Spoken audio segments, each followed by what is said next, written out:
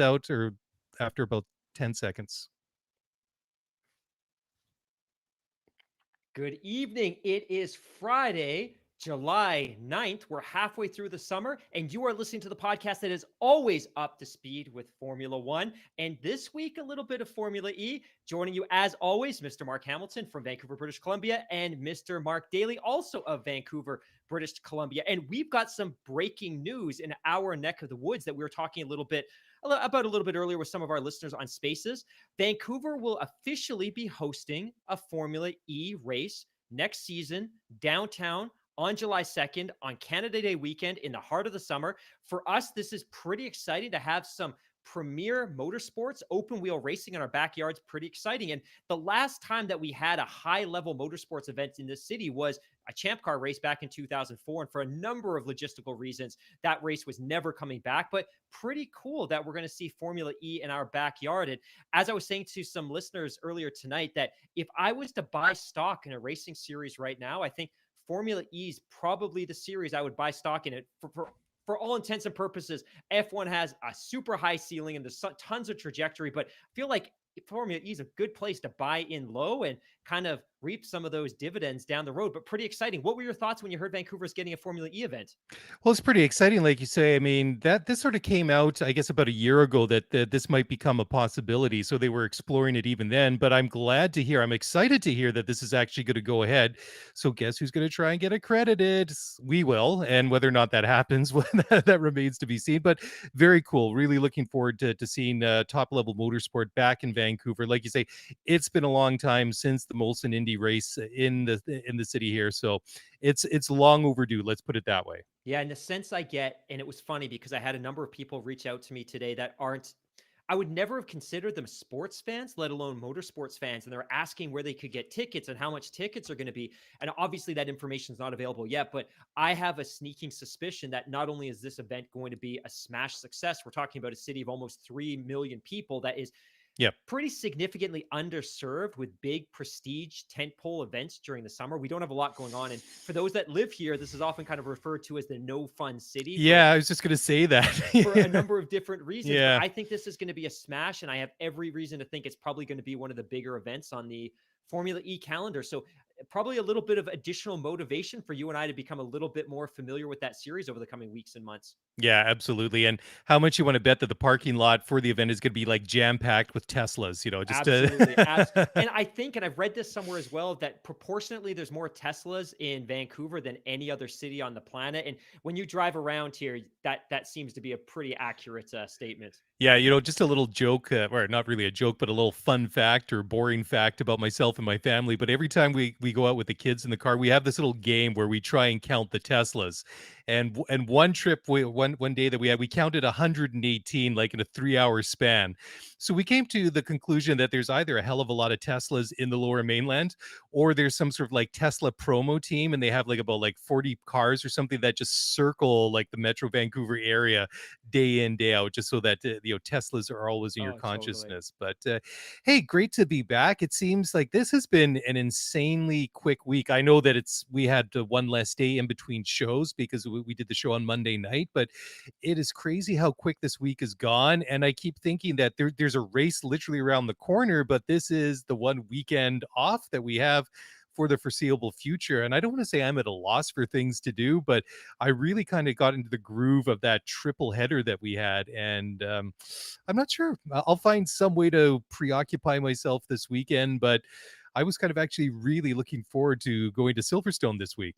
Yeah, me too. One of the things that came up when we were on our Spaces chat a little bit earlier, and this was one of our great listeners, Meg, but she made this great point. As exciting as that triple header was that we just went through, the calendar from this point forward is just bananas. Like we're going to see some amazing races at some amazing tracks. So just to kind of reinforce what that looks like, we're going into Silverstone, which is obviously a classic. It's a track that's been dominated by Mercedes. And you and I have been talking for weeks now about how important this moment is for Mercedes if they want to turn around the season and take a legitimate shot at the constructors and the drivers titles. We go to Hungary, which is always a great race. We go to Spa, which is one of the best races on the circuit.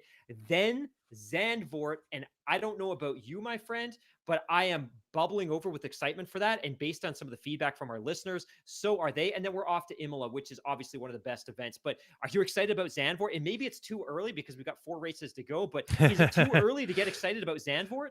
Well, somebody that comes from a Dutch family, yes, I'm absolutely looking forward to Zandvoort in a couple of, well, I guess it's more than a couple of weeks, and it's going to be the first Dutch Grand Prix since what, 1984. So I mean, it has Right. been a long, long time since there was a race there. I'm totally looking forward to it. I mean, it was crazy last weekend with all the Max Verstappen fans at the Red Bull Ring. I mean, it's going to be wall to wall orange. Max Verstappen fans there. And I'm sure there's going to be a sprinkling of fans for the other drivers, but it's almost going to be Max supporters from one end of the track to the other. It's going to be like watching the Dutch football team, soccer Right. team play like a Euro match or the World Cup or a qualifier or something like that. It's going to be that sort of atmosphere, and it's going to be fun. And in the context of motorsports, the only kind of relative comp I can draw is maybe Valentino Rossi racing in Italy in like 08, 09 during the peak of his championship run and just the sea of yellow. This is going to be, I think, unlike anything we've seen before, especially if they can get something close to a capacity crowd in there, because I think the atmosphere, I think the flares, the smoke, the orange, the banners, it's going to be unlike anything we've seen Hmm. before. And apologies, but somebody had made a comment in the Spaces session earlier about, can you imagine the sensation if there is a fantastic Max overtake on Lewis at that track in the dying moments of the race? The explosive wave of emotion would be maybe unlike anything we've seen before. So, and what a great year for Zandvoort to host their first event. And I know it was supposed to be last year, but Yeah. for them to be hosting this year when Max is leading the championship, it's going to be a very, very, very special moment. And hopefully it becomes a track that is well renowned on the calendar. And, a couple of people had mentioned earlier as well, the fact that the Zandvoort that we're going to see is unlike the one that we've seen in the past. And we're going to see some banked corners. It should make for a fabulous weekend. Yeah, really looking forward to it. Michelle G in the live chat said, "Do you think if England wins the European Cup this weekend, that the players will show up at Silverstone, especially with the three British drivers?" And I think absolutely, if they win this weekend, and for those of just another bit of personal news or information that probably nobody wants to know. So half English, half Dutch. So usually when it comes to international soccer, both England and Holland always let me down. So this weekend, I'm at least hoping that England will pull it off. And for sure, I think that if they win the European Championships this weekend, that it will be a party atmosphere. I think there'll be a party atmosphere at Silverstone, anyways. But I would be surprised if they didn't show up. Let's put it that way. I shared this story a little bit earlier, but in 2018, when I was at Silverstone for qualifying, uh, Lewis took pole, and the atmosphere, the energy was amazing. You could feel the ground shake, and Yeah. they actually played, because that was the year that England had a fairly decent run at the World Cup in Russia. Hmm. They actually played the race on all the giant video screens around the track after qualifying, and everybody stayed. So you had 140,000 people at the track watching the England game, which I thought was pretty cool. And That's I, cool. I That's didn't really cool. stay, but I still kind of won because it was the first time I've ever been to a motorsports event and been able to get out of the parking lot in less than like 5 hours. So that was a win for me. But yeah, I would think so. And I think that's a great question. And I would suspect that we'll see them in one of the suites that overlooks the podium or Yeah. overlooks the starting grid, but 100%. I think that would be just a great moment and great celebration of British sport. It was funny. I was talking with a couple of friends today in this group chat that we have, and the discussion turned to, if England win on Saturday, will manager Southgate and Harry Kane, the captain of the English soccer team, will they get knighthoods? And I said, well, Lewis got a knighthood this past year, but of course he didn't win the European Championship. He only had to win 7 world championships in Formula One and basically rewrite the sport. So if they're going by those same standards, then no. But maybe it's a little bit different for Lewis Hamilton. At least he's got the straightaway at Silverstone named after him. Sure. But yeah, Sure. cool. Well, that's a little bit of a longer intro than usual, but let's get into some of the latest news. And starting with the McLaren CEO, Zach Brown, which is a guy that I have a lot of time for. When Zach has something to say, I always sit up and listen, because he's not usually one of these people that just sort of spouts off in the media just because he wants to be in the media. When he has something to say, he's usually got a very good point. And he said that he believes that Formula One is setting a very bad precedent with over-regulating on-track passes. And I totally agree. We talked about this ad nauseum on Monday night in the post race show. And I think that when a guy like Zach Brown, who I consider a bit of an outsider to Formula One, I mean, he's got a long, long resume being involved in motorsports, but being an American, I think he approaches the sport a little bit different than, say, the traditional European, figureheads or power brokers in the sport. Anyway, says Zach had to say, "quote The alternative now is that you set the precedent for all you have to do is get up alongside someone, and they've got to pull over for you. And I think that will become very difficult to go racing that way." End quote. 100%. So.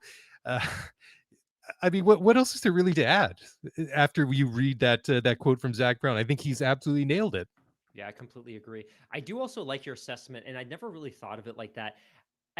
Because in a sense, and I guess there's Otmar too, who grew up principally in I think Michigan and in around Yeah, Detroit. But that's right. Zach, in a sense, is very much an outsider. And if you look at the typical team principal, they typically come from within the sport. Either they were through a driver development program, or they were an engineer, or they were an aerodynamist, or they worked at some level of a team. Zach kind of came in at that ultra high level. And I know some of the feedback early on was, especially from British fans, they were very, very, very skeptical of him. But I Mhm. think I like his optimism. I like his positive energy. I like obviously the work that he's done with the drivers in that team, and obviously Carlos and Lando. That was a great pairing, and then bring in Ricardo. We've still had some runway with Ricardo, so we'll see how the season plays out. But I like his energy, and I also like his perspective. And I think that this is a very honest assessment of what happened. And I think you have to look at it in isolation because obviously one of his drivers was impacted and possibly cost him second place on the podium.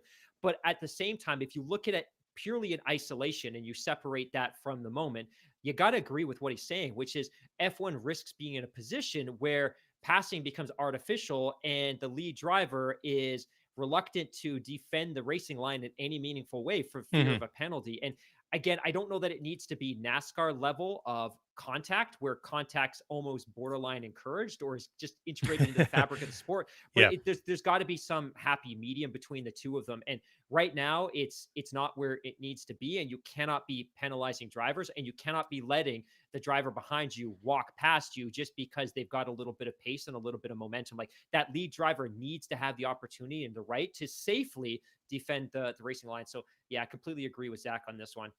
Well, he does go on to say, like, specifically talking about the incident that Lando got penalized for. He had to say, "quote I thought it was nonsense. I think ever since I've been in motor racing, which is about 35 years now, when you go to make a pass on the outside, certainly on an opening lap, I think it's passer beware. For 50 years, it's been great wheel to wheel racing, but you put yourself at risk of potentially running out of room on the exit. I thought it was great, firm, hard racing, and I think sometimes we need to let the drivers race. We need to make sure that they're doing stuff or safe stuff and they are driving within the limits." End quote. Again, nothing further to add, and I totally agree. I thought it was really hard racing. I think it was safe, and it was BS. Let's put it that way. But moving along, the one person that nobody really wants to hear from when it comes to this sort of thing has decided to make himself be heard from again, yet again. And that is Formula One race director Michael Massey. And nothing, against him personally, but I kind of equate him to a little bit along the same lines that I've done over the past 18 months with all these public health officers and the pandemic, that these are kind of people, if I'm hearing them and I know them and I recognize them by face and by voice and by name, then they're in the news too much. Obviously the pandemic is a totally different horrible situation, but I think that the fact that we're hearing so often from the race director is just a little bit too long, because he was out again in the media this week, just defending the points penalty point system. And he said that there's no reason to revisit it or change it or anything like that. And I was just like, why do you need to keep popping up? Nobody's really asking for this. And the criticisms, well, I mean, obviously there were the one criticism was Lando felt that drivers shouldn't be awarded penalty points if it was for an unsafe if the situation that they penalized were or wasn't an overly unsafe situation. I mean, he was found to push a car off the track, and that sounds like obviously like really horrible, but it wasn't like in a really really egregious dangerous situation. I mean, it was side to side. Sergio went off onto the gravel and he came back on. Sure, he lost a bunch of positions, but it was a 50-50 one. And it's just, please don't pop up in the news every 2 or 3 days just because you feel like something needs to be said, because we don't need it, we don't want it, and just maybe it's time to keep some of these things to yourself. Yeah, we talked about this so much the last couple of weeks. Massey has no business being in the public view and the public eye. And part of this is, on the one hand, you have the British sporting media, which is relative to the rest of the global sports media, a little bit over indexed. We know 7 of the teams are based in that country. Overwhelmingly, the sponsorship dollars come from that country. So the British sporting media has a little bit more influence. And typically they're a little bit guarded of their drivers. And on the one hand, I have to be a little bit cautious here because a lot of the media is stirring this up and printing a lot of these quotes because there's concern about the fact that Lando's sitting on 10 points and is close Mhm. to a one race ban. But the other thought too, and I saw this comment on Reddit earlier today, and I'd never thought of it like this, but the current penalty point system is about a decade old, I think 9 years old. But if you look at 2014 versus 2021, we're in a position where the drivers are racing almost 25% more races over any 12-month period than they were when the point system was instituted. So there's actually a 25% greater opportunity to incur penalty points. So just that in isolation is probably worth visiting as well. That, look, you built this penalty point system on the pretense of a 17, 18, 19 race calendar, but now we're in a position where we're having 23 race calendars, and because of the COVID situation, we're going to see potentially 26 races in the course of a 12-month span. That this doesn't work. One, the application of the points, the quantity of the points before a one race ban occurs. And let's just be honest, if there is an incident this year where Lando incurs 2 additional penalty points and he misses a race and those points are in question in any kind of way whatsoever, this will be hugely problematic and damaging for the sport, because to then go and try to explain to all your new followers and all those British fans that, hey,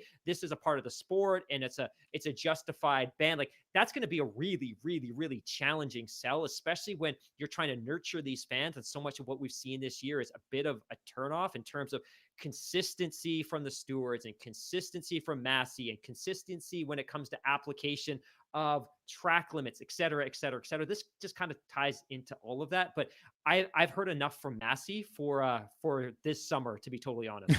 Yeah, 100%. Well, I mean, another twist to that one is, could you imagine that it comes down to costing them points of the constructors championship, and say we Oh, go into the last couple of races and they lose out to that spot in or the constructors to Ferrari or whoever. I mean, we're talking about millions of dollars in prize money. I mean, that awesome is, point. yeah, it's a major major thing. Awesome But point.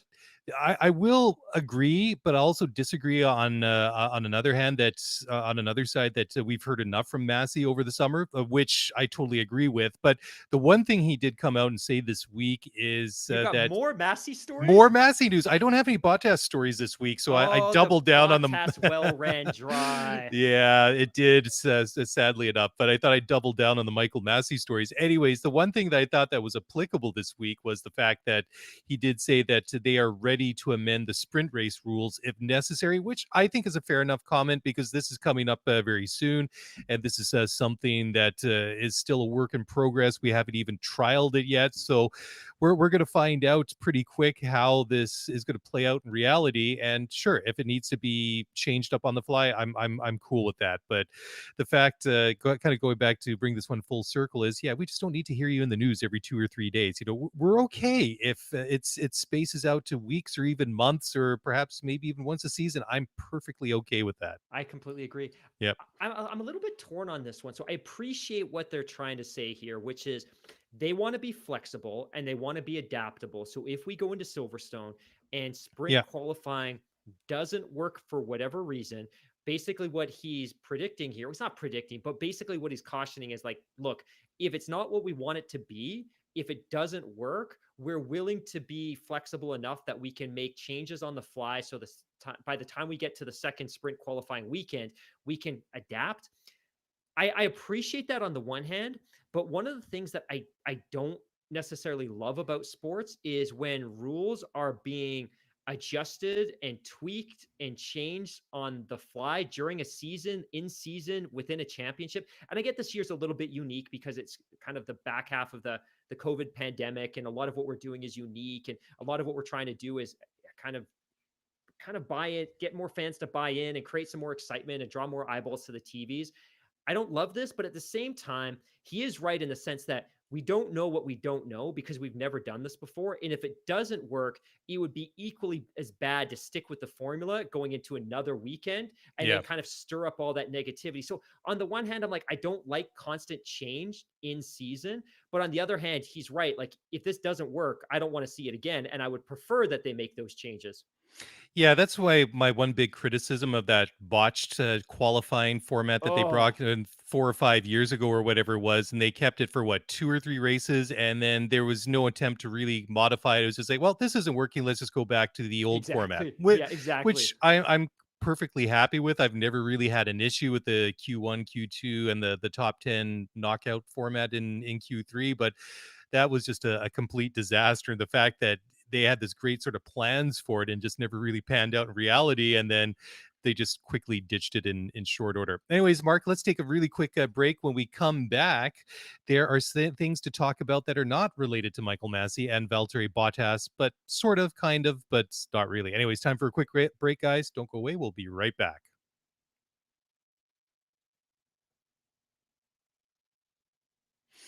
All right. Well, welcome back to the show. And Mark, as promised, we are not going to talk about specifically Valtteri Bottas or Michael Massey. Anyways, what I did want, it is a Mercedes story. Let's put it that way. Total Wolf team principal at a Mercedes says what he believes is the against all odds title fight against Red Bull this year is actually going to make Mercedes stronger.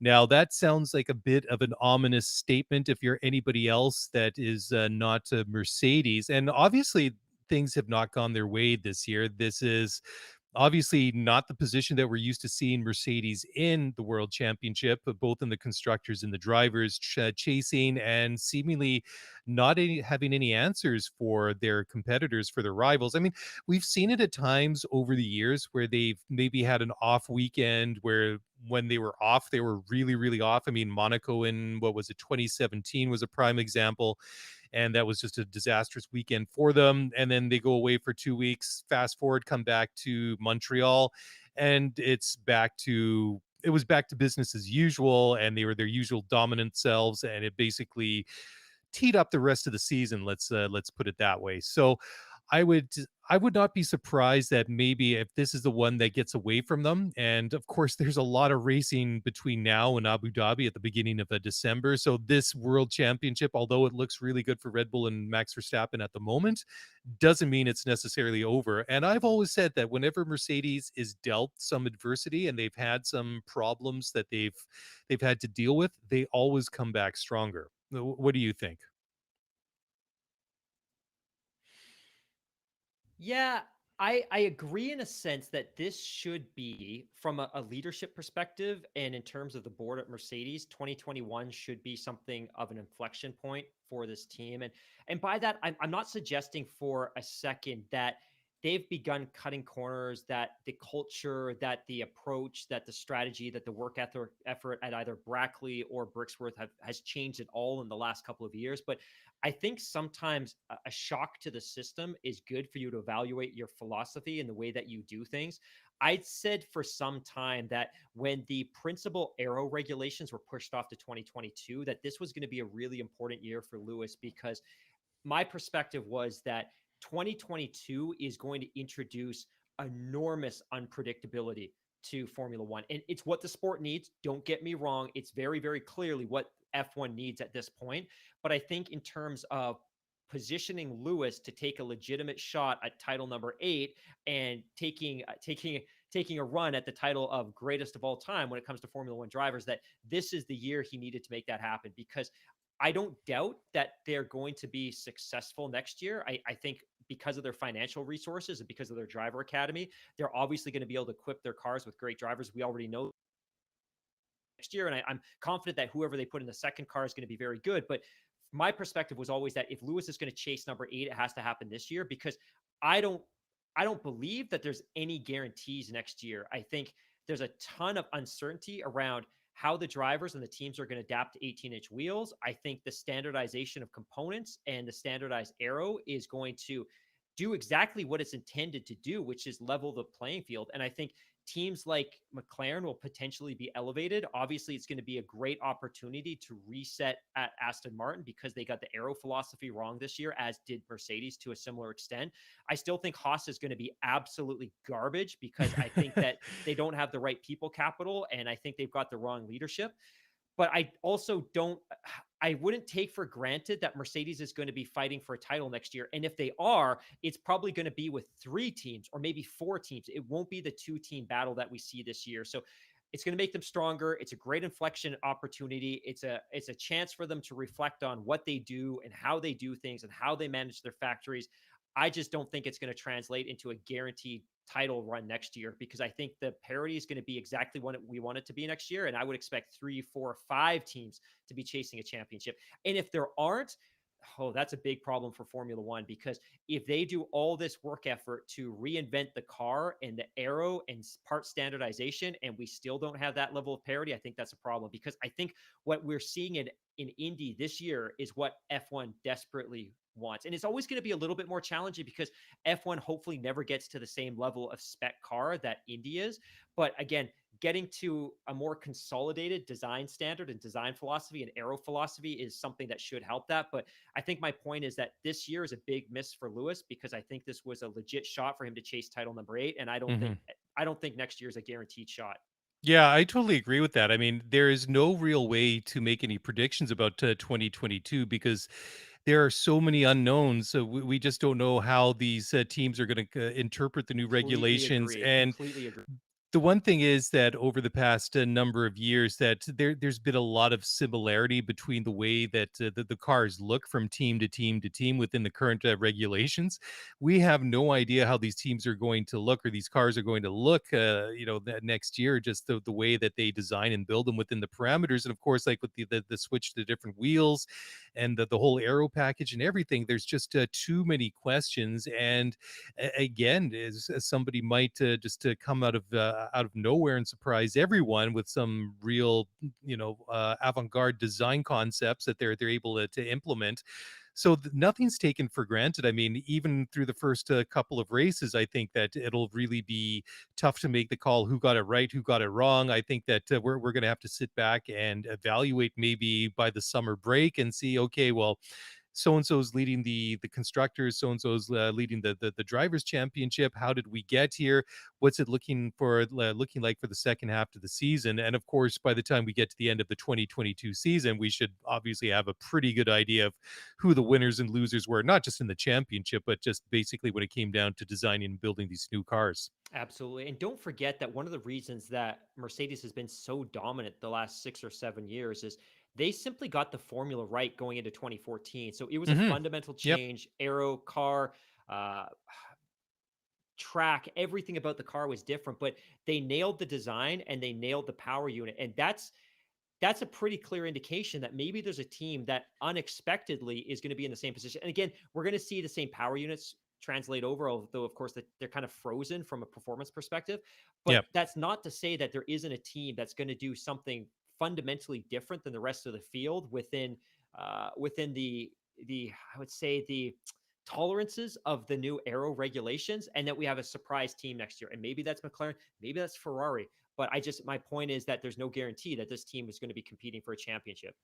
The one thing that I always love every new year after you get to, past Christmas, New Year holidays is towards the end of January, beginning of February, when you have all the car launches. And this year's going to have added significance, what with, all the car releases. And I don't care if it's a Haas or whoever, it's going to be that first team that makes their car reveal is going to have a lot of eyes on them, maybe even more so than previous years. So it kind of makes you wonder just from a publicity point of view, if that maybe changes up the way that the teams tend to release their cars, because it seems, at least in recent history and recent memory, it's always kind of been your lower down the grid kind of teams that tend to have their car launches sooner rather than later.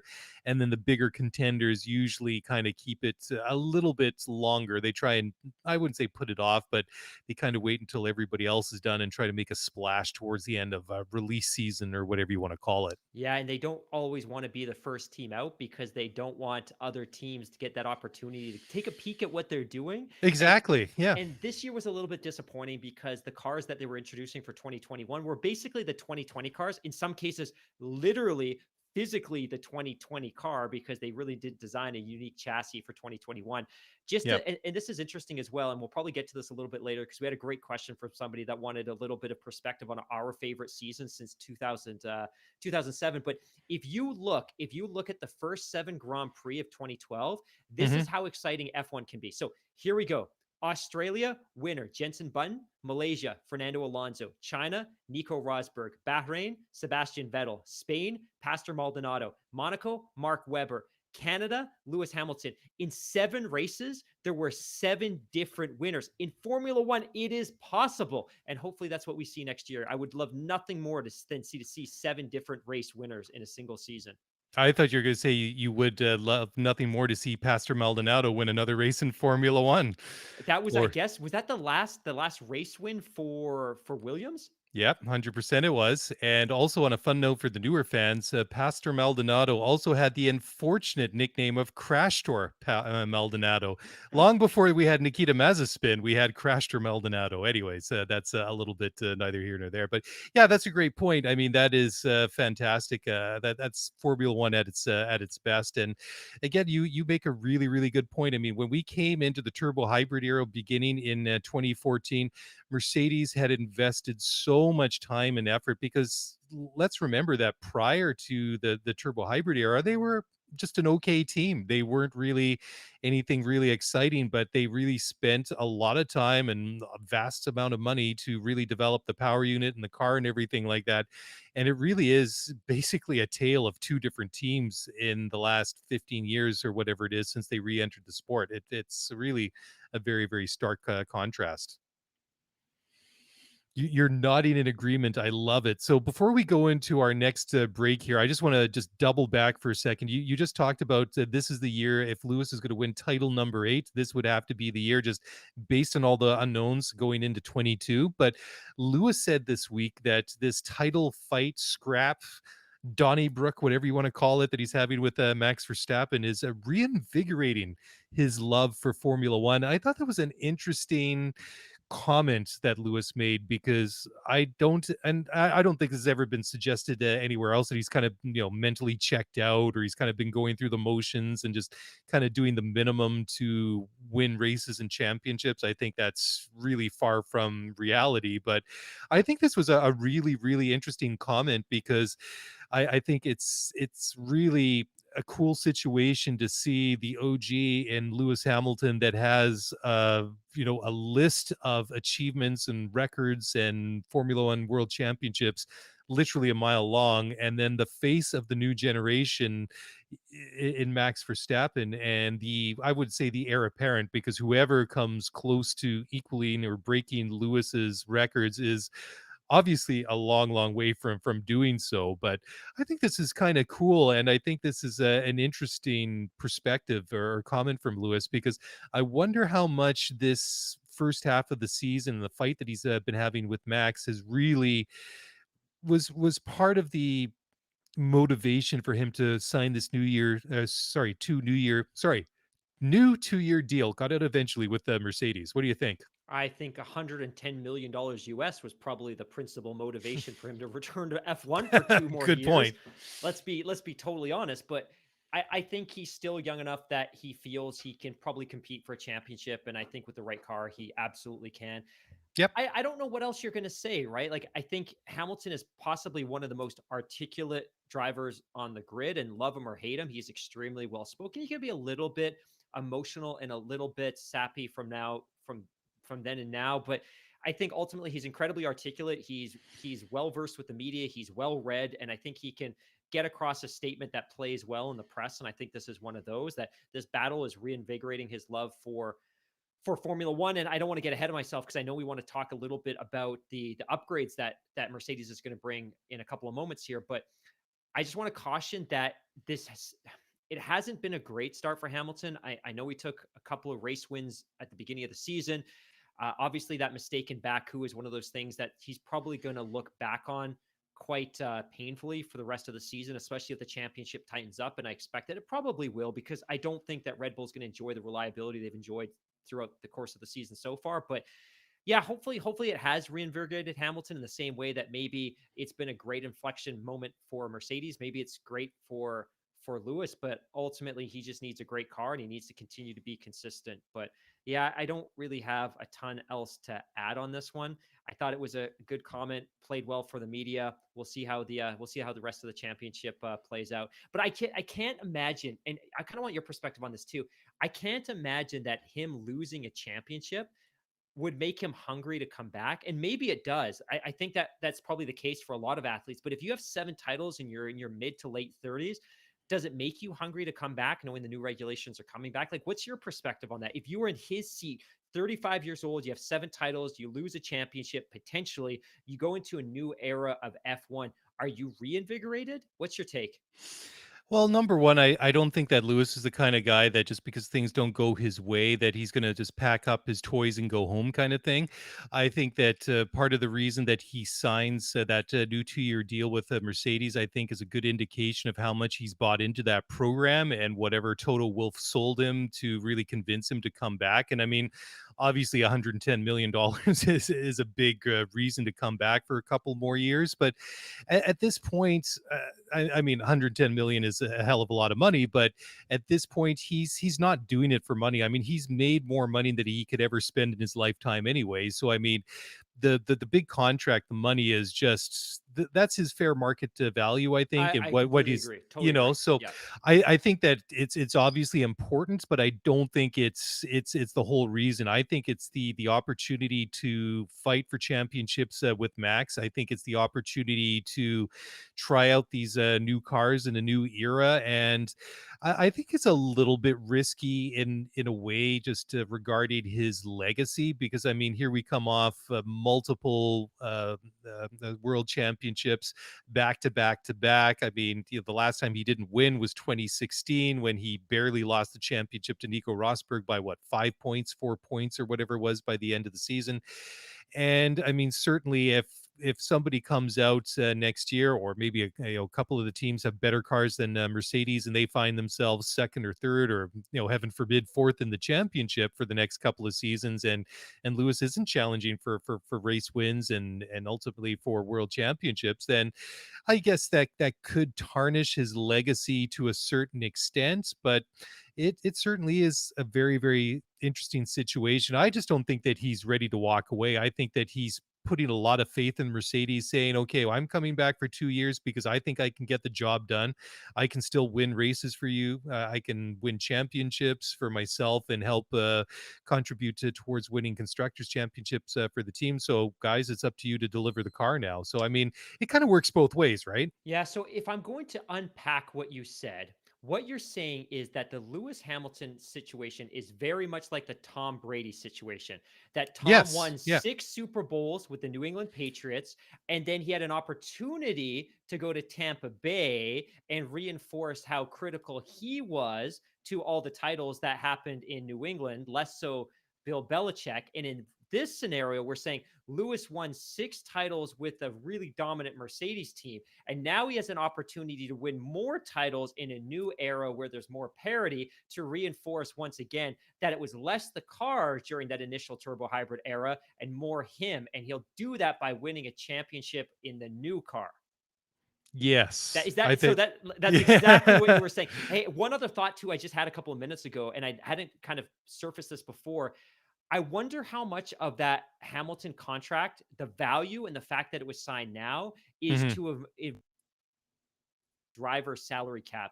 Maybe that's in the pipeline. Maybe the teams Yeah. know it. And maybe Mercedes and Lewis were like, let's just get this done now. So you're on the books. You're going to be grandfathered in, and we don't have to worry about that. And if you do decide to stick around a little bit longer, we're going to load this deal up to compensate for what we won't be able to pay you from 2024 onwards, for instance. But anyways, Yeah. just a thought, just a That random that's thought. that's a great point. I mean, that driver salary cap thing has been out there for quite some time now. I mean, there's a lot of smoke there. There's been no indication one way or another that this is something that Formula One is going to pursue. But just given the fact of this, the cost cap that's been put in place and all the emergency measures that they put in last year and the new Concord agreements that got signed last summer, that the writing is on the wall. So I mean, like you say, for it makes a lot of sense for Mercedes and Lewis to sit down, get the deal done. And if Formula One comes along and say, yeah, guys, we're going to do that cost, or sorry, driver salary cap, then hey, we don't have anything to worry about. You're on the books for 2 more years. Let's just go out and race, and we don't have to worry about this and making the dollars and cents work. So let's just go out there and race. Anyhow, Mark, let's take another break here quickly. We'll come back in a moment and we will talk about the Silverstone upgrades for Mercedes and how Lewis feels that it might not be good enough to close the gap to Red Bull as much as they might like. Anyways, we'll talk about that and more in just a moment. So don't go away. We'll be right back.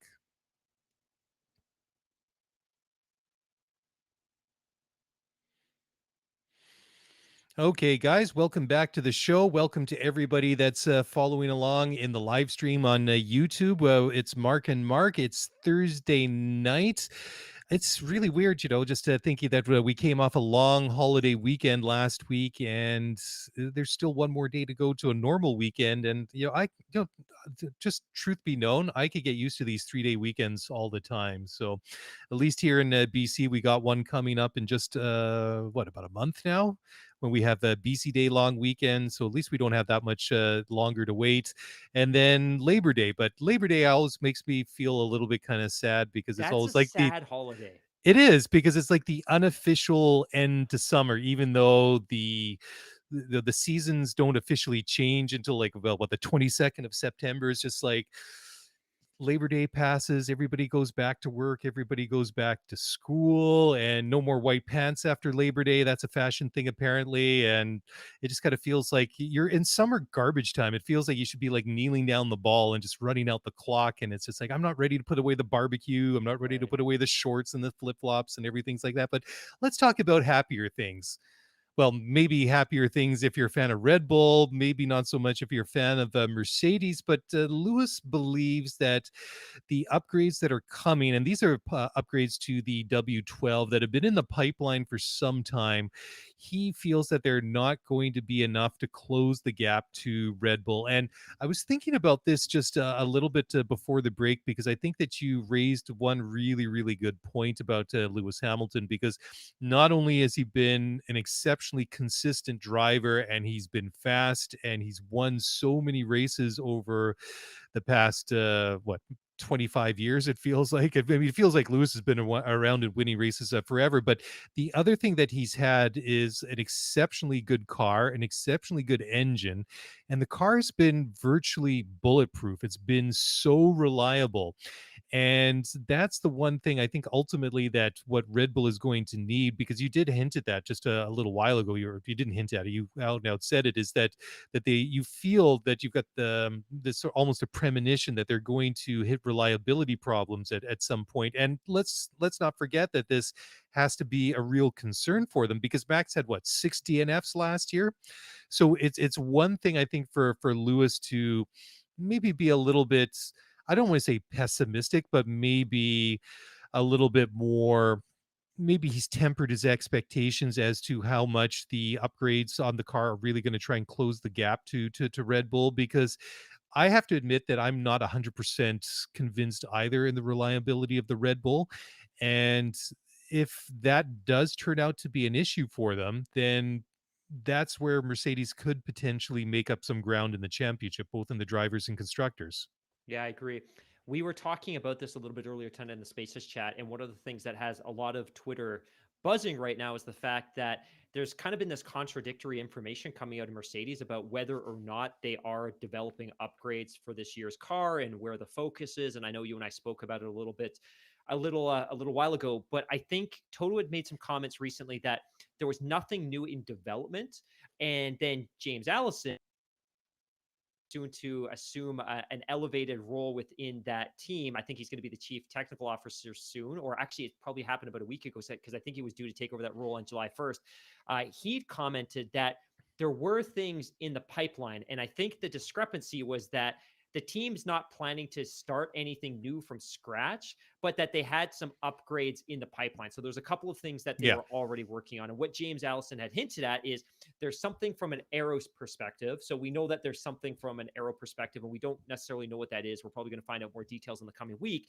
But he also hinted that there's something from a power unit perspective. And that's interesting because with the current formula, the engine formula, the power unit formula frozen, it's not like they can technically bring upgrades to the track that are specifically engineered to produce more horsepower. Hmm. But when we were on the Spaces chat earlier tonight, one of our listeners who has a great Twitter following and a fantastic Twitter feed, Bryson, he spoke to the fact that it's very difficult to introduce any new components to the power unit that don't inadvertently produce more power. And the point being from the F1's perspective that, hey, you know what, you can't develop any changes or upgrades to the power unit that are engineered to create more horsepower. However, Hmm. you might do that within the internal combustion engine.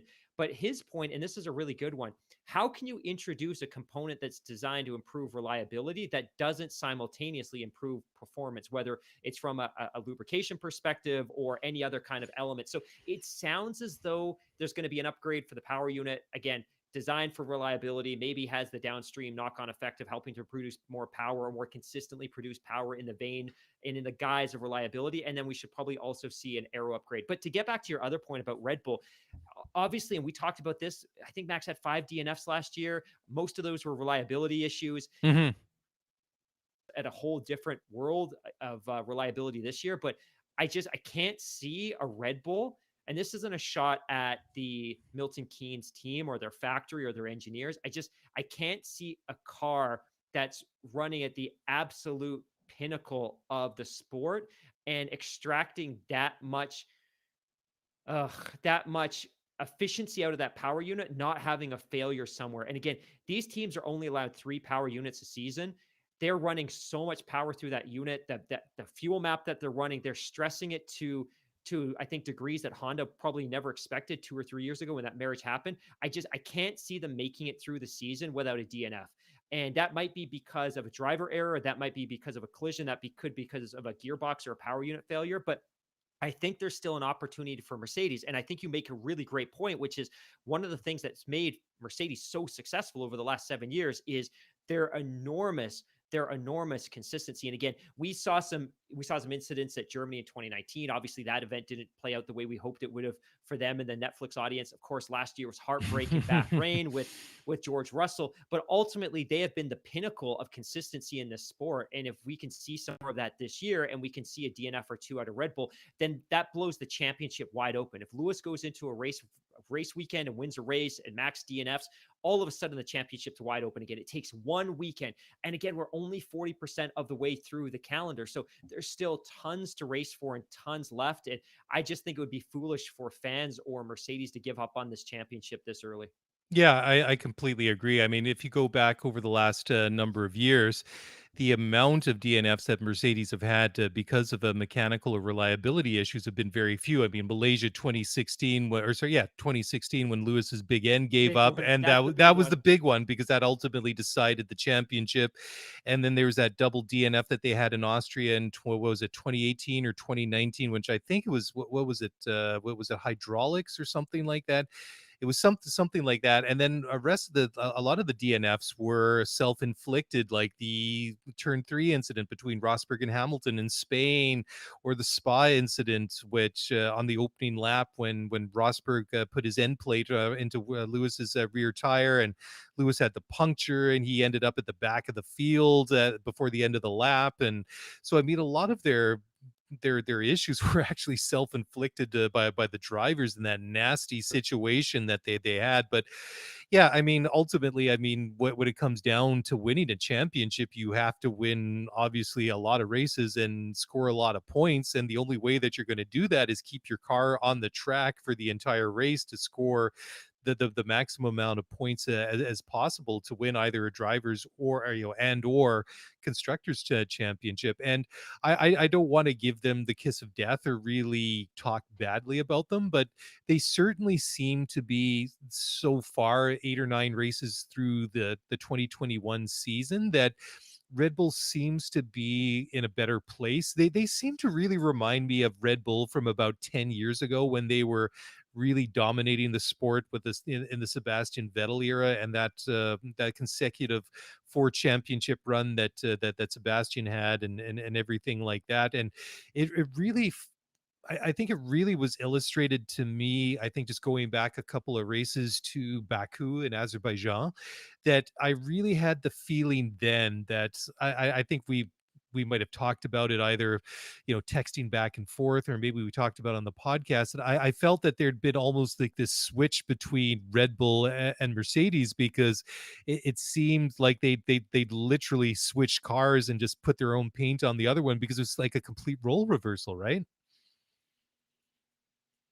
Agree. And I'm just you make a great point talking about that previous era of Red Bull dominance. I'm just looking back, 2013, obviously the last year Red Bull won a driver's title. Sebastian Vettel ran away with the championship. I think he ran off 7, 8 victories to close off that season in dominating fashion. They beat Mercedes by 115 points, but Sebastian Vettel won DNF. It looks like his teammate Weber, 2 DNFs. Yeah, that period of 2011, less so 2010, but 11, 12, 13, reliability was definitely one of their strengths. But even then, you look at those years, there were still a couple of DNFs. I think on average during that 4-year run, Vettel DNF'd 1.5 to 2 times per season. 2013 was an exception. He was extraordinarily stable that year with the single DNF.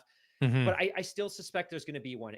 It's very, very rare that any driver gets through a calendar. And then I think the other consideration too is this potentially is a 23 race calendar. We're not talking about a 17, 18, 19 race calendar. Great point. And if Yep. you look back to that V8 era, those teams had 8 power units. Again, a very different formula with far less complexity, but it's also astounding that a less complex engine was offered up to them 8 times per season, and now we've got this incredibly complex formula over a 23 race calendar. So I think my point is there's going to be DNFs, and I think the championship could still be wide open. Yeah, I mean, to bring it back to the argument, or the point that you made at the top of the show when we were talking about driver penalty points, and the fact that at some point that this might cause drivers to sit out due to suspension, that when you're on the track for 23 races, 23 weekends out of the year, I mean, there it's just I guess the law of averages. At some point something's going to catch up to you. Either you're going to get into a situation like, say, Lando Norris and Sergio Perez did, that ended up with them getting penalized and penalty points and all that, but also the fact that you're just putting all those extra miles on the car, the wear and tear, that the fact that just because you've been out and you've put so many miles on the car, you just can't throw a new engine in the back, just because the way that that the parts and allocations are given for the power units, and the cost cap and everything like that, is you just can't go and arbitrarily change parts and upgrade things at the drop of the hat, because the sport just does not allow for it. So at some point, despite how good that these cars are designed and built, and all the quality control that goes into it, just the fact that you're putting all this stress and all this wear and tear on it, that ultimately, sadly, things break, and they sometimes break at very inopportune moments. I mean, ask Lewis, Malaysia 2016, that in, maybe at any other year, that was just a one incident that doesn't mean anything, but that year cost him a championship. Absolutely. That's one of those moments in F1 where it's almost a where were you when that happened, because it was such a tight championship. And with the Yep. exception of this year, and I get 2014 was tight, but it kind of loosened up at the end when you had that double points finish in the season finale. Sure. But aside from this year, that was really the only season that had a real sense of suspense, and to see that happen. And it was funny because I didn't see that race live, but that was probably that's probably the F1 season that I've been most invested in ever. 2015 MotoGP season, I was all in. 2016 F1 season, I was obsessed with. But we weren't watching the races live because we had other responsibilities on the Sunday mornings. So we would watch them in the afternoon. We'd record them. But I saw a photo pop up in my social media feed, and it was a picture of the back of Lewis's car with the fire coming out of the back of it. And I knew it was Mm. Lewis. I knew it was a DNF, and I knew the title was potentially over. And to be fair to Lewis in 2016, he fought back like crazy in the back half of that season. But Nico had just built up such a huge dominating lead by running off 4 race wins to start that season. It was always going to be difficult. But Hmm. yeah, I don't know where we started.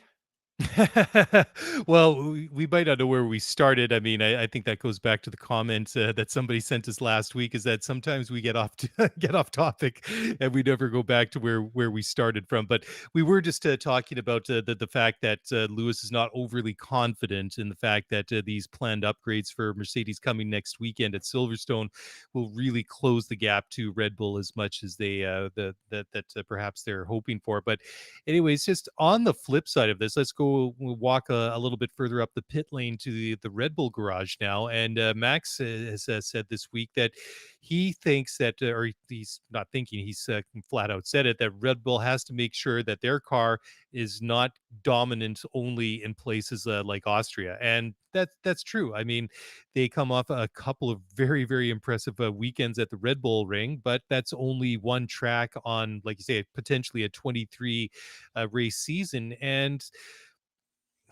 let's just say, at least through the first half dozen races of the season, it was a lot more even.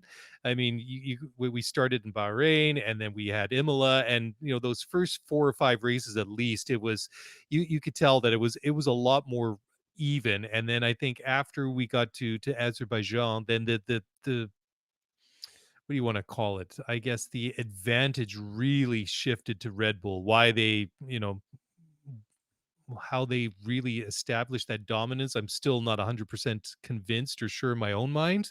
But that, to be Azerbaijan, at least at this point in the season, really sort of underpins or becomes the foundation of what's been this impressive run of victories and results for Red Bull. One of the things I wanted to do was go back and take a look at Red Bull results through this kind of heart sorry, some technical issues there. But one of the things that I wanted to try and do is go back and look at some of the Red Bull results through the heart of the F1 season over the past couple of seasons, because I wanted Right. to get a sense of how Max performs mid-season when you get into, I like to call it the heart or the meat of the calendar when you're talking about Hungary, Great Britain. You're talking about some of these more traditional tracks like Spa. And then I really came to the conclusion that the car he's driving this year is so different than what he had in 16, that it's probably not trying to draw comps and comparisons between this year and anything we've seen prior. And for sure, the chassis that he's driving this year is fundamentally the 2020 chassis. It's an RB16. That's why the car is called the RB16B this year, because it's fundamentally the same thing. And Hmm. I don't think Red Bull felt it was. I don't think it was earned to give it an entirely new designation. But that said, the aero work and the power unit are so fundamentally different, and at such a fundamentally different level. I don't think it's reasonable to start drawing those type of comps. But I think he's right in the sense that people may have expected success at Red Bull. This is obviously a track where they've done extremely well in the past. I know I know this is a track that they own, and I think a lot of people infer because of that that it's somewhere that they should dominate. But I think it's important to remember as well that they're based out of Milton Keynes. Their factory is Milton Keynes. We're talking about a factory that's 30 minutes from Silverstone. So while they may own the Red Bull Ring, they their home track is technically Silverstone. And that said, we haven't seen any significant degree of domination there. And obviously, we talked about this on the Spaces chat earlier tonight that since 2014, Mercedes has won every race except 2018 when Lewis got spun on the first track on the first Hmm. lap by Kimi, and he still managed to chase down Seb and take second in that race. But I think he makes an astute observation, which is it's great that they've had this level of domination so far, and there were some unique circumstances, and obviously they looked fantastic in Austria, and the pace was exceptional. France was good, but obviously it was a little bit closer than maybe it looked when you go back and look at the race classification. I think his point's astute in the sense that you don't want to read too much into the championship based on two dominating results at the same place with similar conditions and not totally different tire compounds. I think his point's a good one, which is, you know what, we've done some good things. We won at Monaco, which is fantastic, and obviously we won the second race of the season when we were in Italy. France was a close battle. Azerbaijan, we probably would have won, most certainly would have won without that tire issue, but Austria is unique within the context of the calendar. And I think his point is we need to be able to show the same degree of consistency and pace and performance everywhere else. And that's not just a matter of showing up for that race weekend. That's a matter of the mechanics and engineers putting together a package that's going to work at every single one of those tracks. And I think we need to be cautious in not extrapolating too much from this, because there's so much that goes into preparing for a race weekend. It's not simply unboxing the car and bolting it together and rolling Max out onto the track for a couple of free practice sessions. It's really about understanding the track conditions, setting up the car correctly. And that's everything from aero, the wing, the camber of the wing, suspension, geometry, all of that kind of stuff. And I think based on what we've seen so far, I think the assumption is, one, Max is just at another level, which he probably is, but that the power unit is carrying the car to heights we've never seen before. But I just think it's important to continue to recognize that there's far more that goes into a dominant car than simply the power unit and the driver. It's everything else. And that's contributions that come from everyone at the factory and in the garage and at mission control and everyone else that contributes to the setup of that car. Because you Sure. can go into a race weekend and have the best power unit and the best driver, but if your team gets the suspension setup wrong, you're done. Because if you get the suspension setup wrong, tire degradation might be bad, and then you have to make an unexpected pit stop, or maybe you opt for the wrong wing, or you configure the ring incorrectly, and then you've got more drag than expected, and suddenly you're off the pace. Like, there's all these kind of additional wrinkles, and I think his point's a good one, which is, hey, we're looking great, but let's be conservative and let's be cautious and continue to work and put in the same amount of effort that we do to study every track and to prepare for every race weekend. Yeah, 100%. Nothing more to add to that. I think you summed it up brilliantly. Okay, let's take another quick break. When we come back here, I do want to just talk about a couple of comments that Christian Horner made this week, just about the new engine format that's going to come in a couple of years, and we'll do so in just a moment. So don't go away, guys. We'll be back in just a few moments. So don't go away.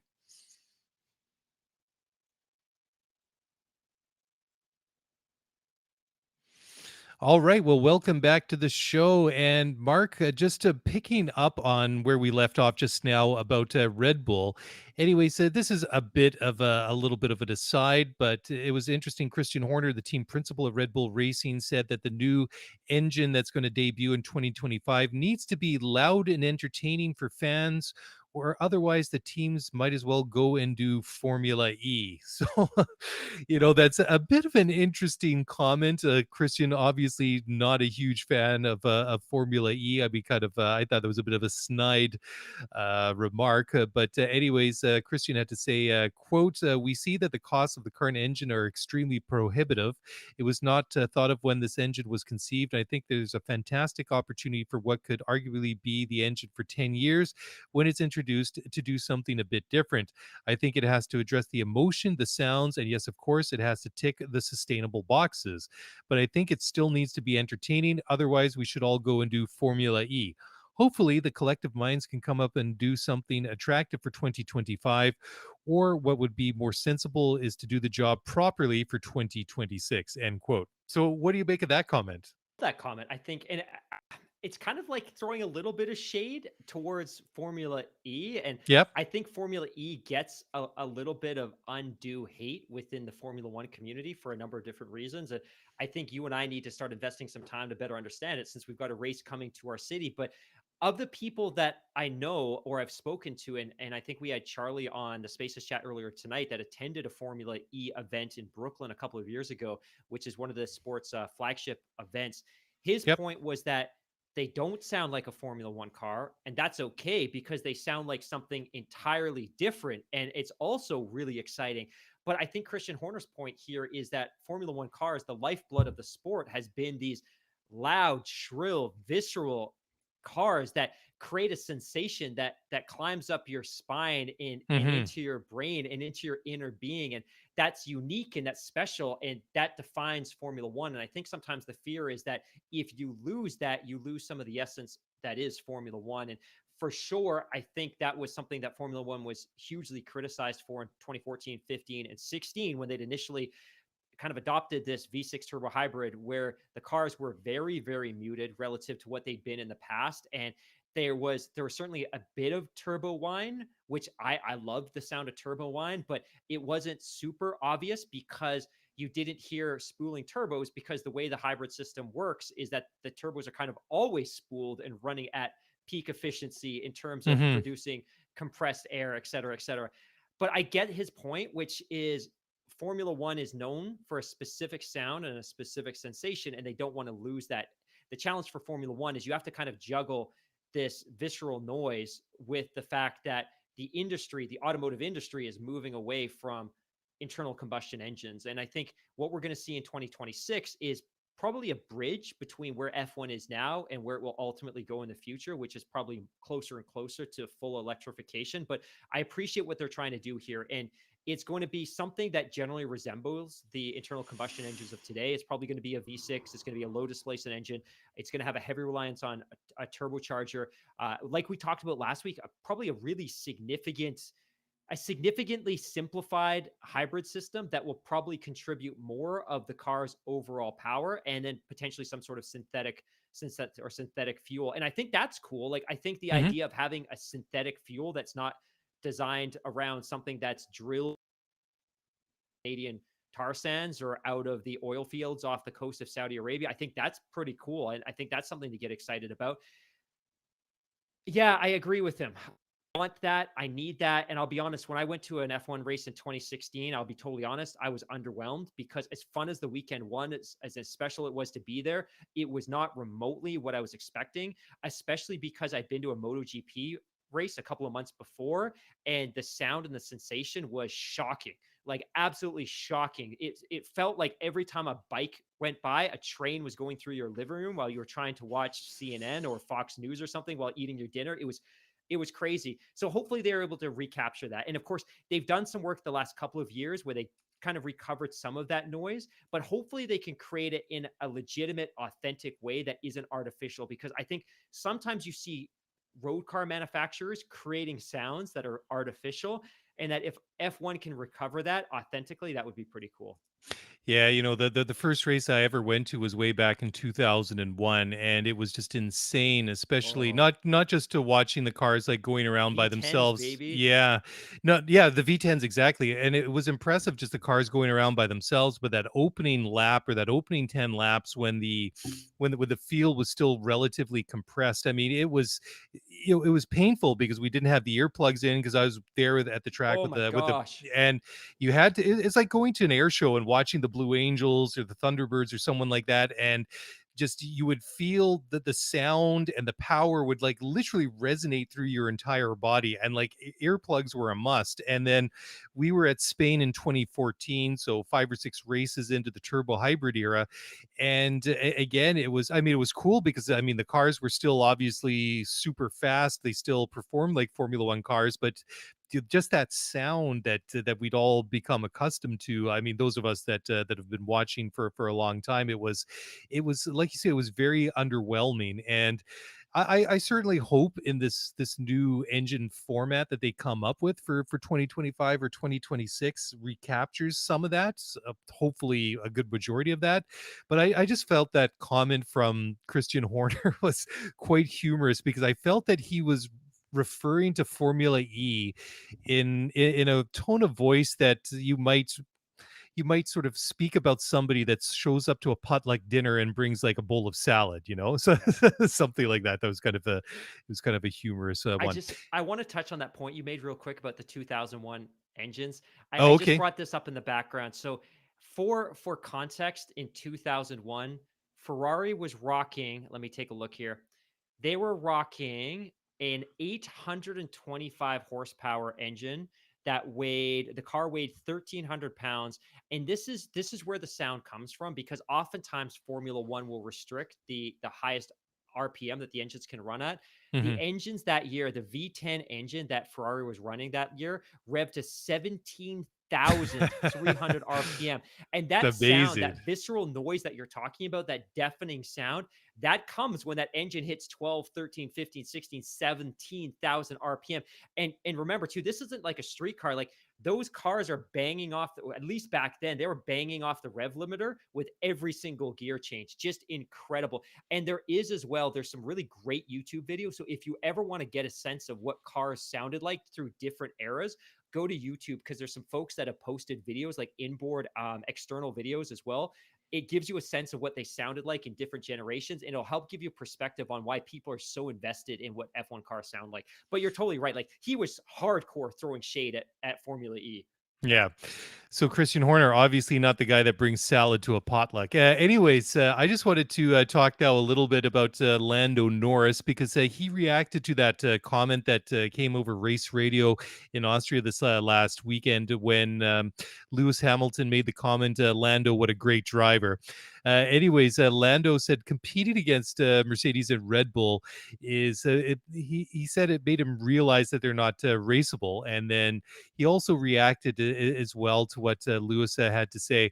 And what do you say in a situation like that when Lewis, multiple world champion, probably the best driver of all time, Lando had to say, quote, thanks, I don't know what to say. It was tough. It wasn't easy. Like the whole first stint, I think both Mercs were quicker than me, which was not a surprise, something I was expecting, but I was able to hold them off as well as we did. So it was a bit of a surprise for that long into the race, but it was like that was the first time I've really raced against him, end quote. So that's interesting. And again, I mean, what else can you really say except take that as a pretty cool compliment again, from a guy like Lewis Hamilton. I certainly don't have a lot to add on this. I think it's nice and it's cute. And I know the British press were eating this one up, and F1 Twitter went crazy about this comment. But let's be very honest, that comment would have been very different if it was an overtake or a pass in a more significant moment, or if there was contact,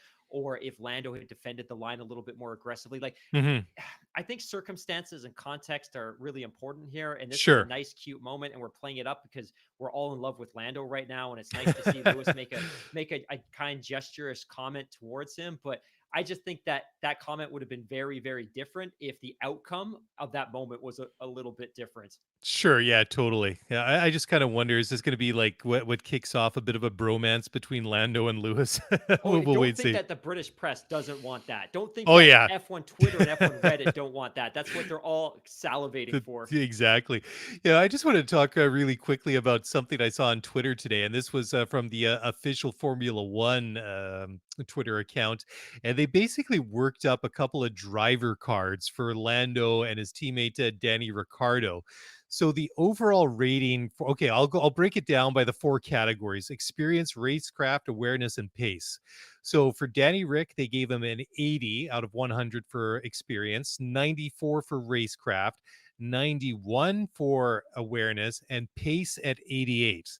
Now, switch over to Lando. They gave him a 60 for experience, 96 for racecraft, 99 for awareness, and 89 for pace. So for those of you that have been keeping up and punching this out on the calculator, the final scores on the overall rating, Danny Rick gets a 90 and Lando gets a 91.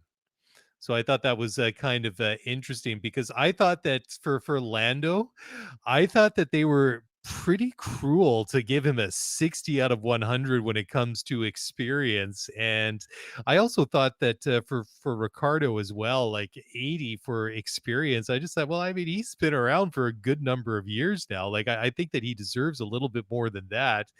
But then I thought it was interesting that they gave Lando almost like full points. They gave him a 99 out of 100 for awareness. What do you make of that? I mean, I know that you got to take this with a pinch of salt as a bit of a tongue in cheek thing, but I thought it was kind of interesting the way that they kind of rated them. I'd like to see the formula. Share with us your algorithm formula, and I need to know how this is scored properly. Oh, I love this all so much. And what I want to hear is the drivers commenting on this. So I think obviously a lot of our listeners are in the United States, and one of the really exciting things every summer is when the NBA 2K ratings come out. So obviously everyone in the NBA ecosystem seems to be a big Fortnite fan. They all play FIFA, they all play NBA 2K, but the players get so worked up about their 2K ratings. And I know for years and years, DeMar DeRozan, who's of course close to our hearts because he spent so many years in Toronto, but he would constantly be disrespected on the 2K ratings. But I love that there's now this element to Formula One, and I desperately, desperately want to hear some of the drivers start commenting on it and chirping Mhm. about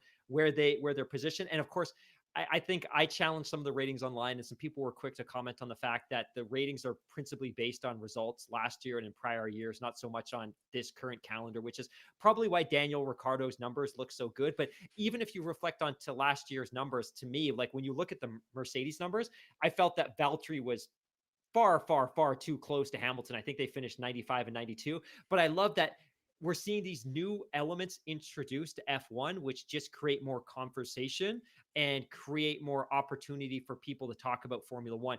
And it does so in a way that appeals to American fans in particular, so they can engage with the sport in a way that's familiar to them and not totally foreign. So I thought this was totally cool, and I had a lot of fun with it.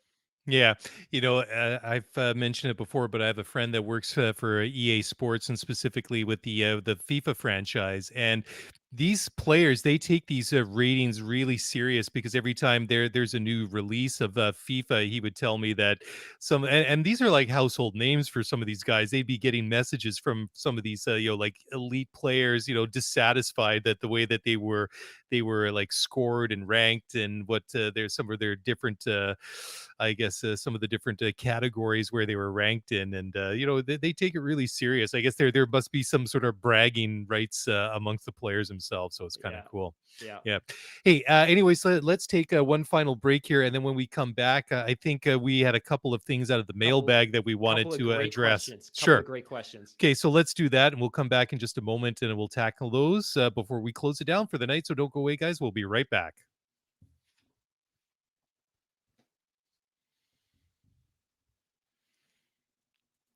All right. Well, welcome back to the show. And I feel like that we should have at least some sort of a jingle or something for the mailbag. I don't, but let's dive into it. I'll give you a drum roll. How about the drum roll? Here we I love go. it.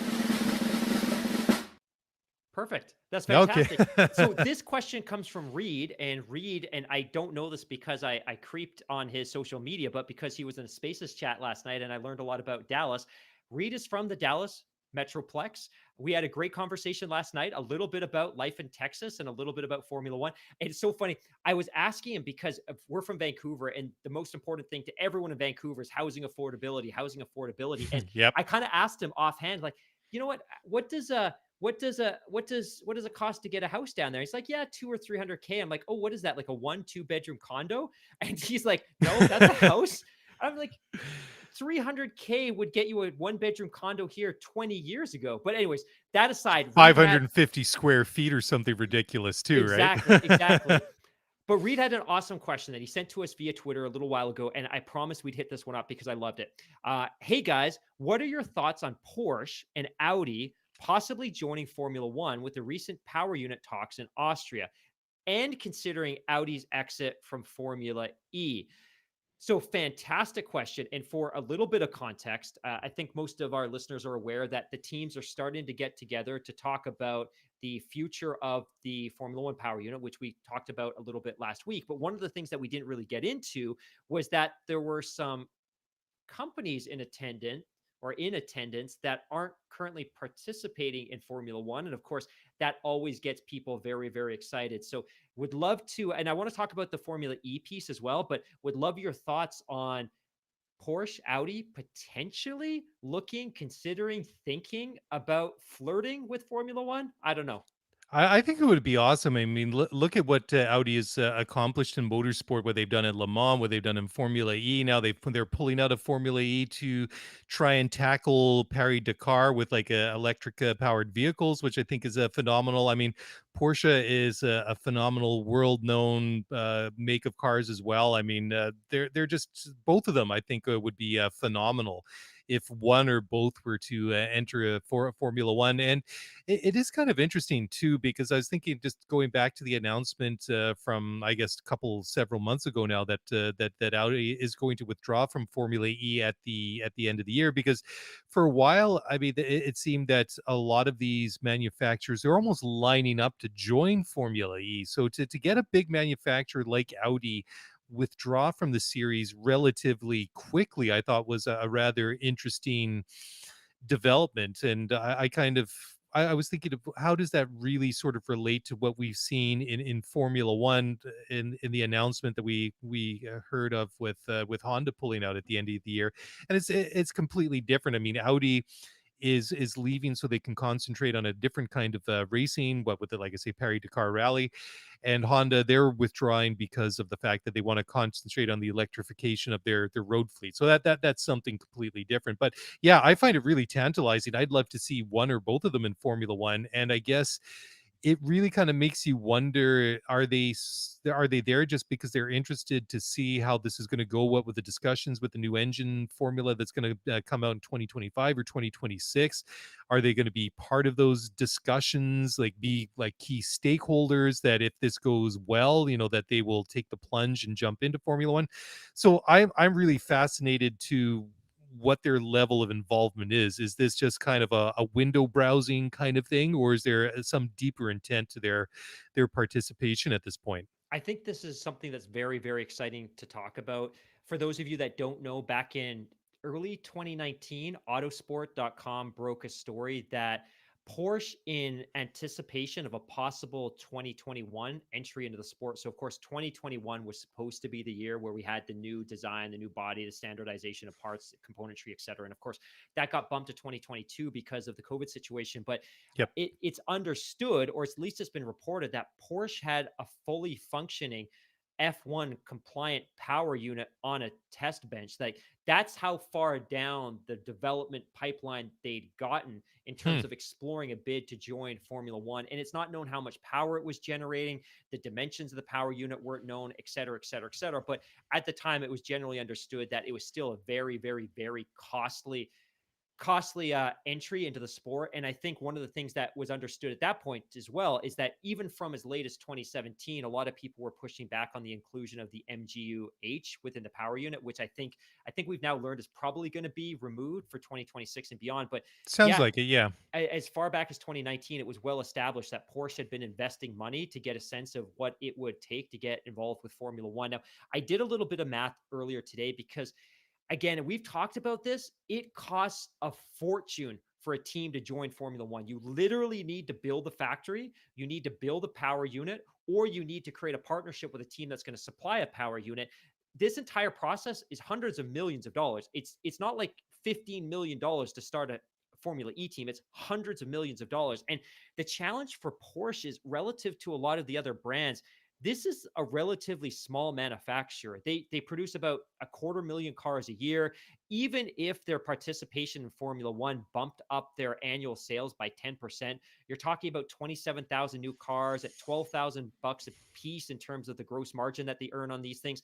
It's never going to recover the cost that they have to invest in Formula One. So, to me, I think it's a long shot. Again, you might point to Ferrari and say, well, they sell a lot fewer than 275,000 cars a year. But ultimately, to me, Ferrari's more of a Formula One team that, as a side hustle, sells road cars. And for Porsche, their side hustle would be the F1 team. And why do that if you're never going to make money off of it? Audi, I think, would be perhaps more compelling simply because they represent a much, much broader group. Obviously, Audi is represented by the Volkswagen Audi group, which is a much bigger company that produces millions of cars a year. And I think the benefits and association could be much broader for that team. I think the challenge, though, is that there's no guarantee of success for any of these teams, right? We saw Toyota join Formula One almost 2 decades ago, and they Hmm. invested hundreds and hundreds of millions of dollars and had nothing to show for it. Nothing. And they eventually left the sport. So I think that's a cautionary tale for some of these other teams. But I think it's exciting that at least they're trying to get a sense of where the sport's headed. And ultimately, they didn't have to attend, and it cost them nothing to attend, but I'm glad they did. The other comment that Reed had here was about the fact that Audi's exiting Formula E. So Formula E is exciting because as much as they're spec cars and fundamentally the cars are largely identical and they have very tight engine formulas, there are currently, I think, 9 different companies producing engines for Formula E: Audi, Mercedes, Penske, Neo, Jaguar, BMW, Porsche, Mahindra, Nissan. Now, the story that broke earlier this year was that both Audi and BMW are leaving Formula E. And initially, people were excited because they thought maybe that's an opportunity for them to join Formula One. Audi's leaving, and as far as they're concerned, and this is what they've announced, it's because they want to start focusing on endurance racing again. They want to get back to Daytona. They want to get to Le Mans. They want to start competing successfully with a hybrid in Dakar. And BMW, and again, people are excited, like, well, if BMW is leaving Formula E, are they looking at making a Formula One return? And they actually issued this statement, which basically puts the nail in the coffin of them ever returning to Formula One. But this was an announcement from BMW, and it was, and I quote, "When it comes to the development of electronic drivetrains, the BMW group has essentially exhausted the opportunities for this type of technology transfer in the competitive environment of Formula E." So basically, what they're saying is they've learned everything they're going to learn about performance electric engines in Formula E, and they have nothing else to learn and transfer into their road car division. So I think Hmm. it's doubtful that we'll see BMW, but hopefully we'll see one of these other teams. Yeah, interesting. Cool. Cool. One other question. Have you got time? Have we got time for one other question? We do. Okay. So this one, and if you haven't prepared, and I think this question required a lot of preparation, so I think that's totally cool. But Texas Tech Sean, one of our listeners, who's kind of tweeted at us a couple of times in the past with some really great questions. And I know we touched on this one a little bit before, but I wanted to come back with a slightly kind of more refined answer. He posted this really great question about the fact that the F1 app allows you to unlock and revisit all of this F1 season since 2007. He's like, rank them. And that's a big ask. But what I did want to do is circle back and rank some of my favorite seasons. So I have my top, I think, 6 seasons since 2007 here. And again, if you're new to F1 and you're looking to revisit some really exciting seasons, these at least are my favorites. My favorite season by far was 2009. That was the Braun Cinderella season, maybe the most Yep. magical season in the history of F1. For me, I'm really emotionally invested in 2016 because that kind of intertwined with my life. I was at the final race, so 2016 was a big one. 2008, because that was the season that Hamilton effectively stole the championship from Felipe Massa in Brazil at his Yeah, home he was track. like, yeah, he was like world champion for what, like 15 seconds or something like Totally. that The before Ferrari Lewis. Yeah. team was celebrating the championship. It was unbelievable. Yeah. 2007, that was a crazy year. The entire cheating scandal between McLaren and Ferrari, the fact that there was this massive breakdown at McLaren between Lewis and Alonso, and that Kimi snuck in and won a title. And then 2014, because it was the first year of the hybrid era, went down to the wire. And then 2012, for the reason that I talked about earlier, the championship was decided by 3 points. So Vettel won, but he only won by 3 points over Fernando Alonso, who was driving for Ferrari that season. And we had like 100 different race winners. And that was the season where we saw 7 different drivers win a race to start the championship. Yeah, I think those are all really great calls. I actually started going back not so long ago to rewatch the 2009 season on the F1 TV app of the archives, just for that very reason, because it was such a great story when Braun GP came in. I mean, they Unbelievable. picked up the pieces of what the somewhat failed Honda No, Works it was team completely was. failed. It Yeah, was, yeah. yeah, they came in and they had this radical design for this what the floor, this double diffuser or whatever it was, and they really caught everybody by surprise, and it was wonderful. I mean, it was such a cool season to watch. It was great to see Jenson Button win the championship. So I think that's a great call. 2008 was another good one. I love the call that you made about 2016, the way that one went down to the basically the wire, and the way that Lewis really came back over those last number of races to really push Nico Rosberg to the basically to the finish line. And I love how in that race you had Max Verstappen and Sebastian Vettel basically trying to keep these two Mercedes cars at arm's length to try not to get involved. But it really is interesting because when you look at that season, of course, Nico, he won the first 4 races out of the year, and then we get to Spain for the fifth race of the season, and Lewis and Nico have a coming together in turn 3 or turn 4 on the opening lap, and that was one of those real sort of milestone moments of that year. But you kind of, one of the impressions when I think about 2016 that I think of is yeah, Nico had that huge lead in the championship after 4 or 5 races. It was 43 points or something like that, but it wasn't his championship all the time. It wasn't like he led it from start to finish. He had that wonderful big lead of 43, 44 points or whatever it was, but Lewis started to close the gap afterwards, after Spain, in Monaco and Canada, and races like that.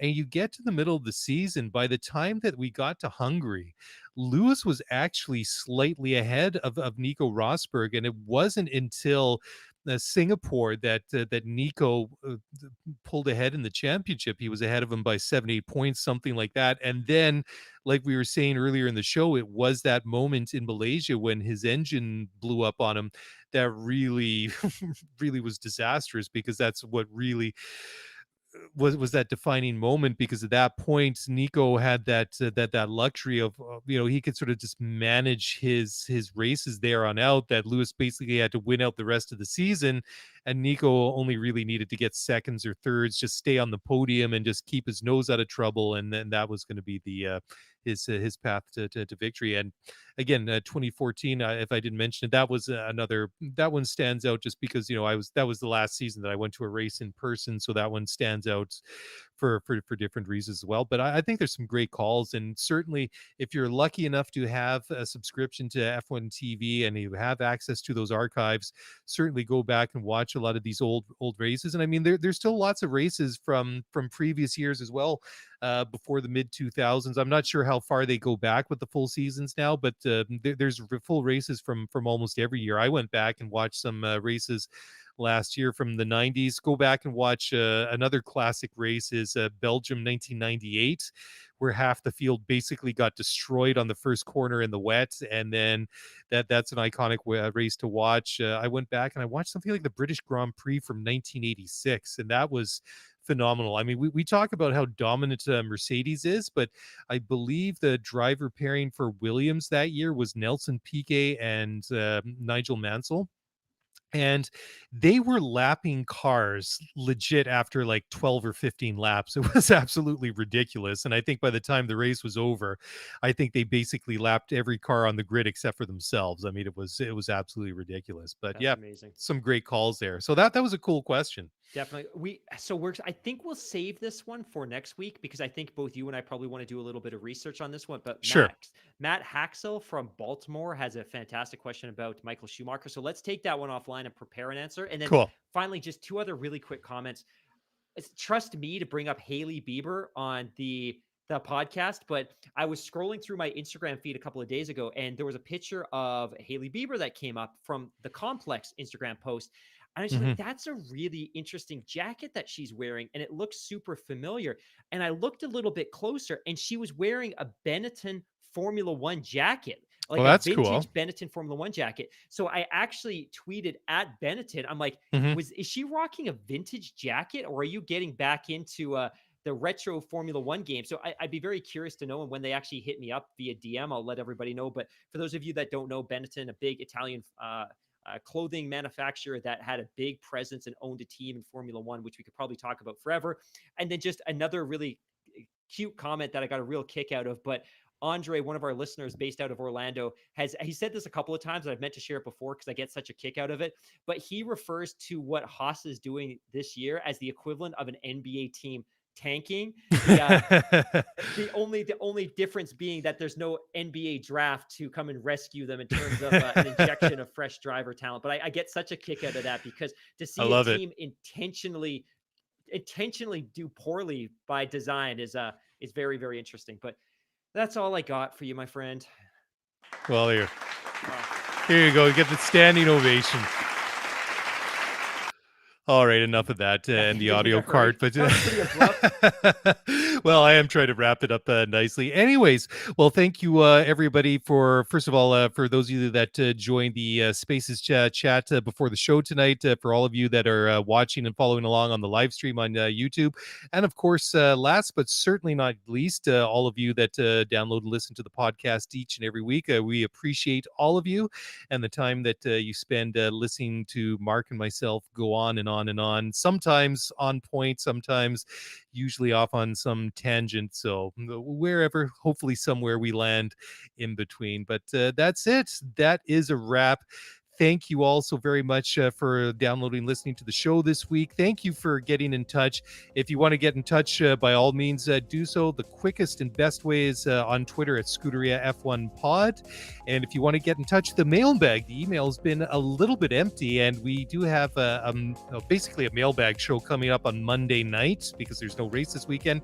So if you want to get in touch, by all means do so, and you can hit us up at scuderiaf1pod@gmail.com. And on behalf of myself and Mr. Mark Hamilton, thank you very much for joining us tonight. Have a great weekend, and we'll talk to you guys again very, very soon. Bye for now.